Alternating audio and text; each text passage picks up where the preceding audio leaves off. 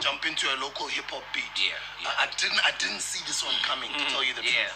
So initially, there was a beat that I picked for. There's another track I have on my album called Demon, featuring a young artist from Nigeria who's doing amazing things right now. He's probably gonna be the next big thing. He's already doing crazy numbers. His name is Ruga. So he was in the country earlier this year. So I got a call that I need to pull up at the studio. Boom, boom, boom. He wanted to link up.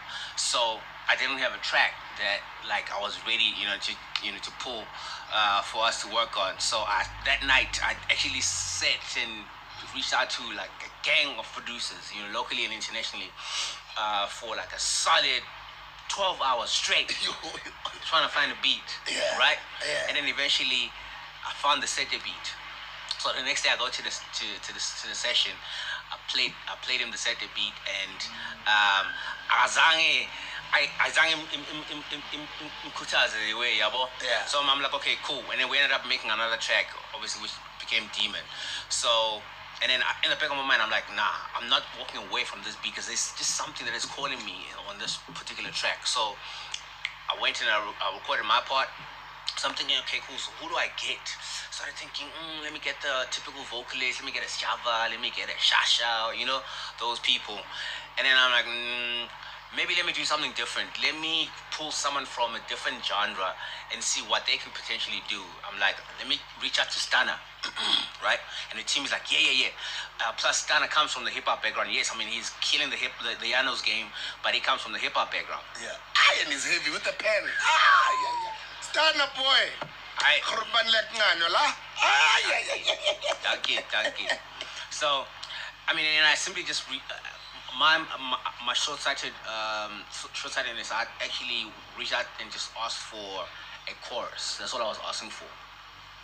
Intuana was so excited.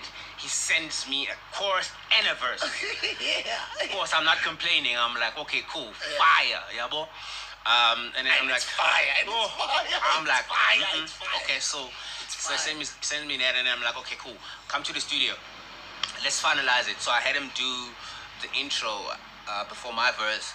I had him do the bridge after the third verse. Yeah, with the saxes. Yes, with the saxophones in the background. Yeah. And then, but cool. Now I have the track kind of ready to go, and I'm like, okay, what else can I do?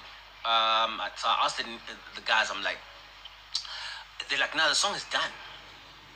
I'm like, yeah, I know it is, but I think I just want to go crazy. Let me add someone else, right?